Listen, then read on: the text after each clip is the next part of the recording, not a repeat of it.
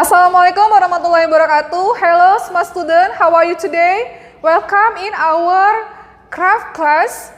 To continue your lesson, please check this out. Baik anak-anak ibu, bertemu lagi kita dengan materi yang baru yaitu tentang budidaya tanaman obat. Nah, di semester sebelumnya kita sudah membahas juga tentang budidaya, tapi di situ kita membahas tentang budidaya tanaman sayuran. Nah, di semester ini kita akan membahas itu tentang budidaya tanaman obat. Anak-anak ibu semuanya sudah tahu apa saja yang termasuk ke tanaman obat. Seperti yang ada di gambar itu, ada kunyit, ada pohon mahkota dewa, dan lain-lain. Tanaman obat merupakan tanaman yang dapat digunakan untuk mengobati suatu penyakit atau memelihara kesehatan. Tanaman obat yang ditanam di pekarangan rumah itu biasanya disebut apotek hidup atau toga, tanaman obat keluarga. Apotek hidup dan toga merupakan kegiatan budidaya tanaman obat-obatan dengan memanfaatkan halaman atau pekarangan. Jadi anak-anak ibu, tanaman obat itu atau apotek hidup itu tidak selamanya harus ditanam di dalam kebun. Bisa juga di pekarangan rumah kita, baik itu menggunakan polybag ataupun pot bunga.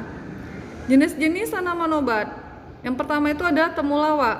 Temulawak atau Curcuma santorhiza. Banyak ditemukan itu di daerah tropis. Temulawak dapat tumbuh di daerah dataran rendah hingga dataran tinggi sampai dengan ketinggian 1.500 meter di atas permukaan laut. Temulawak dapat berkembang biak di tanah sekitar tegalan pemukiman, terutama pada tanah gembur agar rimpangnya dapat tumbuh besar. Temulawak itu dapat digunakan untuk mengobati penyakit ma, sembelit, dan lain-lain. Yang kedua itu ada tanaman obat jeruk nipis atau Citrus aurantifolia, termasuk tumbuhan perdu yang banyak memiliki dahan dan ranting. Tanaman jeruk nipis menyukai tempat dengan sinar matahari langsung.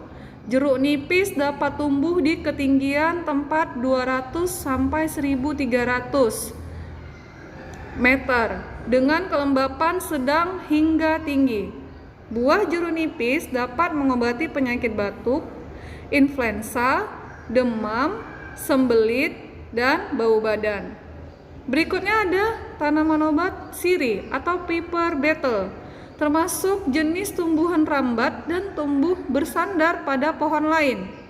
Tanaman sirih menyukai tempat dengan cahaya matahari penuh. Sirih dapat ditemui mulai dari dataran rendah hingga dataran tinggi dengan ketinggian 1.000 meter dpl. Daun sirih umumnya digunakan untuk mengobati penyakit bau mulut, sakit gigi, keputihan, eksim, dan alergi. Daun sirih juga sering digunakan untuk kelengkapan nginang. Artinya nginang itu yang sering mengunyah-ngunyah sirih ya, nah ibu. Berikutnya ada tanaman obat namanya patah tulang. Tanaman patah tulang atau Euparbia tiruchalli berasal dari Afrika. Tanaman ini menyukai tempat yang terkena sinar matahari langsung. Patah tulang dapat tumbuh di dataran sampai daerah di ketinggian 600 meter dpl. Tanaman ini memiliki ranting bulat silindris, daunnya jarang, kecil, dan terletak pada ujung ranting yang masih muda. Jadi, tanaman ini hampir seluruh bagian tanamannya dapat digunakan sebagai obat. Akar dan rantingnya, baik batangnya maupun ranting-rantingnya, itu dapat dipergunakan untuk obat. Nah, di sini ada sarana produksi dan teknik budidaya tanaman. Yang pertama, sarana produksi tanaman obat harus ditanam di kebun atau pekarangan, tetapi dapat juga ditanam di polybag atau pot. Jadi tidak harus di pekarangan, di pot juga bisa atau di polybag. Berikut ini ada bahan-bahan yang akan kita pergunakan untuk menanam tanaman obat ini. Ada nanti bahan dan ada juga alatnya.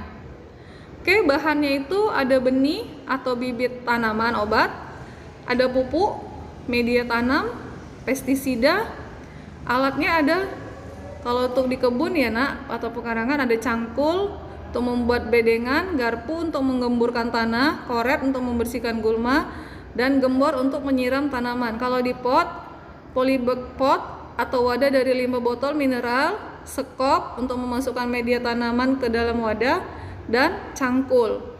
Itu jadi kalau alatnya kamu kerjanya di kebun atau di pekarangan ada cangkul, garpu, koret, dan gembor.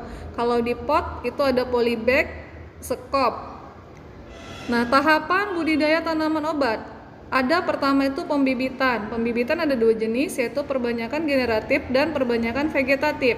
Kalau perbanyakan generatif itu menggunakan biji penanamannya. Tanaman sebaiknya diperoleh dari tanaman induk yang sehat dan memiliki hasil yang baik. Yang kedua itu perbanyakan vegetatif.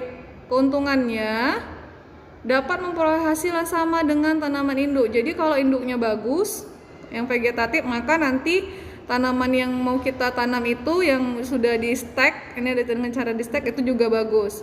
Jadi kalau vegetatif itu ada caranya dengan di stek dan lain-lain, tadi anak-anak ibu bisa lihat ya. Ada berapa ini cara.